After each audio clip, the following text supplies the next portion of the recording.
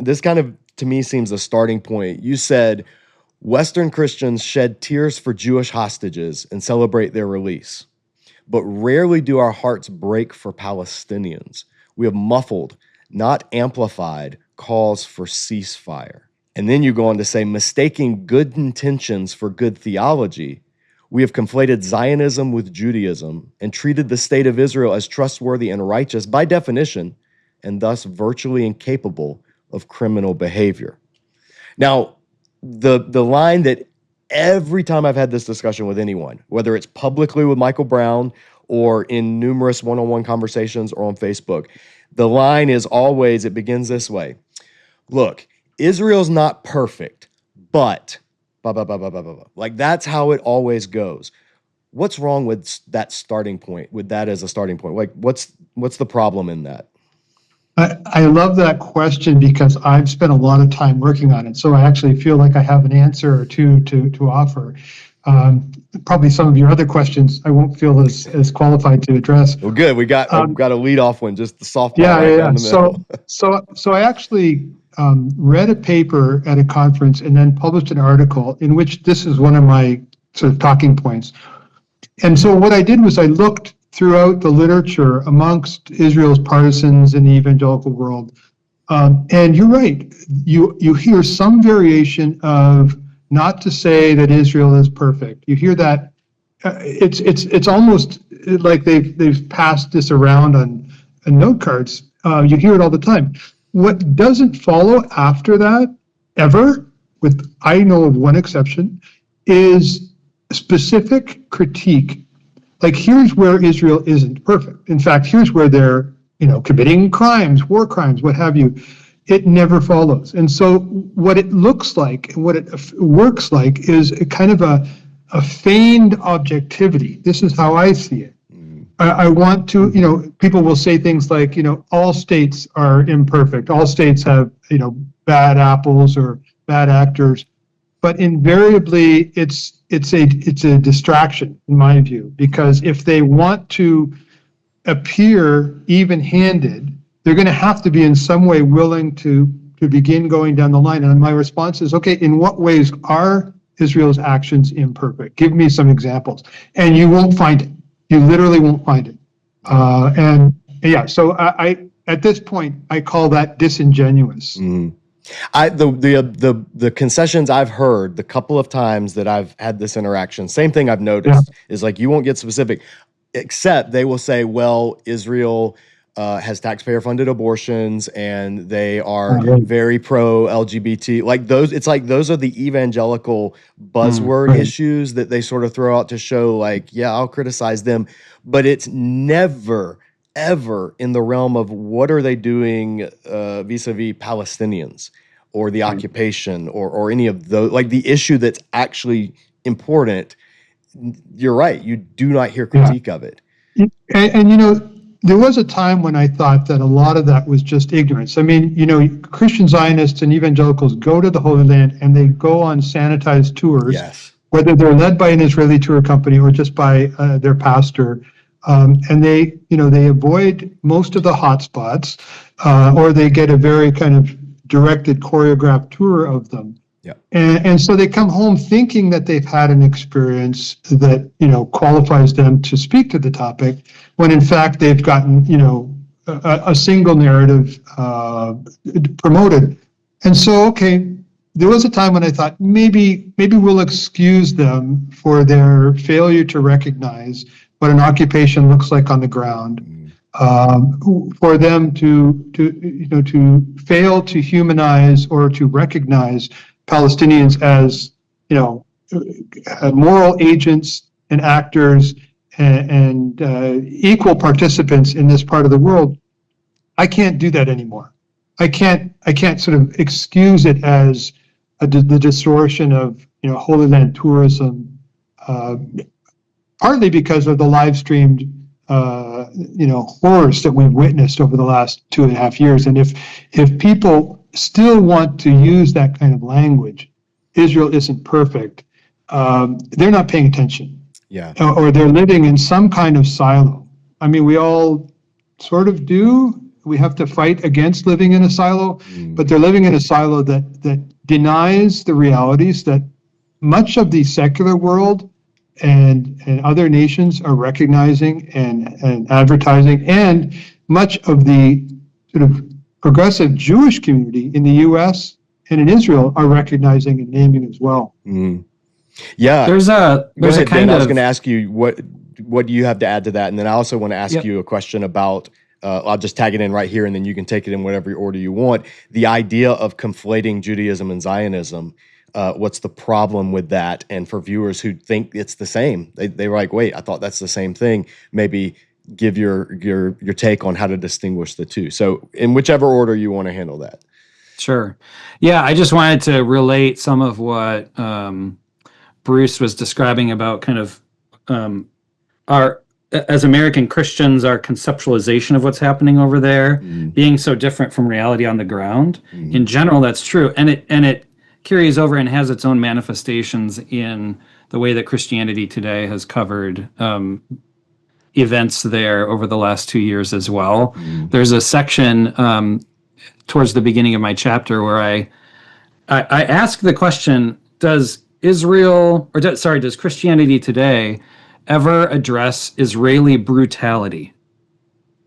And my conclusion after spending time in their archives is the answer is no. And that paragraph is it is a list. The length of the paragraph, the whole paragraph is a list of specific examples of Israeli brutality, Israeli criminality, like systems of injustice that are even recognized as illegal, like the settlements, specific instances like the killing of the murder, the assassination of the two women in the Holy Family Church, Christians in their church in Gaza by an Israeli sniper shot to death. The killing of Shireen Abu Akleh, a Palestinian American journalist who had her press vest on. Yeah, Christian. Yeah. Yep, Christian family.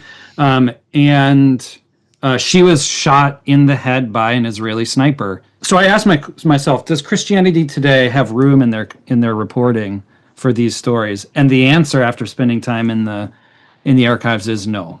And it's because there's, at least the way that I'm thinking about this, is there is a mythology. That's a term that a lot of us who are working on these issues have been using for a while.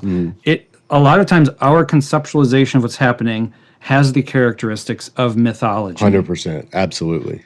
Yep. And the gap between that mythology and what we read about in the news, sometimes it gets a little closer. And that's actually why I think Russell Moore was able, on October 7th to be able to say, we need moral clarity, because the gap between reality and his mythology of who the Palestinians are got really close on that day. And he was able to say, there's a simple message here. We stand against this.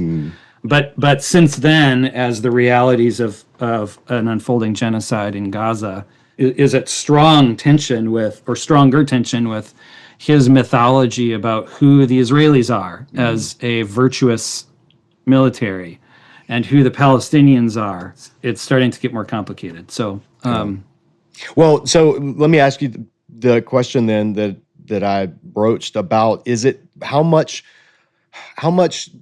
do you factor in the idea of if you critique Israel or if you oppose Israel, you're being anti-Semitic? Every time Netanyahu opens his mouth, he's going to claim somebody's anti-Semitic over something. I mean, math would be anti-Semitic if he didn't like the answer. So there's that knee-jerk, just dismissing everything, weaponizing charges of anti-Semitism. But for Christians who they aren't in the know on this, they are struggling to feed their families here in America. They're dealing with our culture wars and our political partisanship, and they just hear, like, their algorithms don't show them things from Palestinian Christian voices. So they only hear things that come from AIPAC or CUFI or Turning Point USA or any of these other like secular conservative outlets. How much of a role does fear of genuine anti-Semitism play? And post-Holocaust guilt and kind of all of that, does it play a minor role? Does it play a major role? Where do you see it And how do we help Yeah. tease those things out? So this is a very, very political. And for those of us working on like to help the church see and reckon with Palestinian humanity, that this is like sometimes held as a threat, like the threat of your work to help people see and recognize the humanity of Palestinians being labeled as anti-Semitic, Yeah. when it's actually pro-human. Right. That we insist on the full humanity of Palestinians and Israelis, of Muslims, of Christians, of Jews, of all of the groups. But so that's why you hear this language of the weaponization of anti-Semitism, and this is something that it's not just us talking about. It's guys like Peter Beinart and progressive Jews and like a whole range of really thoughtful people. But there's kind of this constant threat, and like you see some who maybe aren't quite as in the know or a little bit more timid, self-censoring from asking the hard questions, or like the questions that their conscience is pricking them to ask. They might not ask because they're afraid. They know, they can tell there's minds here, and if I step on one, what's going to happen? True anti-Semitism is reprehensible and needs to be stood firmly against. But when critique of the state of Israel, which is distinct from the Jewish people, is labeled as anti-Semitic, that becomes a major problem. Yeah. So I'll just say that and see if Bruce has anything. Yeah. What to would add. you add, Bruce? Yeah, so nice way to end there. I do think that Israel itself as a state has done a remarkable job at conflating Judaism and Israel, the state. Two things that we need to keep apart, and two things that many, many Jews want to keep apart.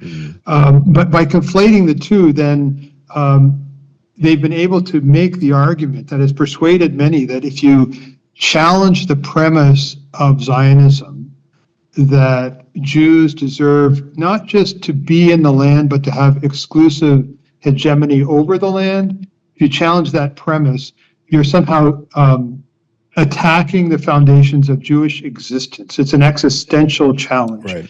And as a result, you're, demonstrating what, we've called anti-Semitism over the centuries. And so Christians that are understandably, penitent about their role, our role in the Holocaust and in centuries of anti-Semitism, hear that argument. And they say, okay, we want the Jews to flourish in their historical homeland, so that it must follow somehow that the critique of the state of Israel, which is designed to protect Jews, must be an attack on Jews. It breaks down very quickly. The argument doesn't work, but that's sort of the logic that I think for many Christians seems to be compelling. Yeah. You could flip that around and say what Israel is doing is not making Jews more safe. And by becoming a pariah among the world's the world community, they are losing friends. To say nothing of the fact that they're completely at least dehumanizing, if not demonizing, their neighbors. All of that, is not a way to protect Jews. So if a Christian evangelical wants to see Jews flourish, whether it's in New York City or in Tel Aviv, they need to be, challenging the state of Israel. Any state is legitimate only to the extent that it abides by a moral framework, that it observes international law, that it doesn't commit war crimes.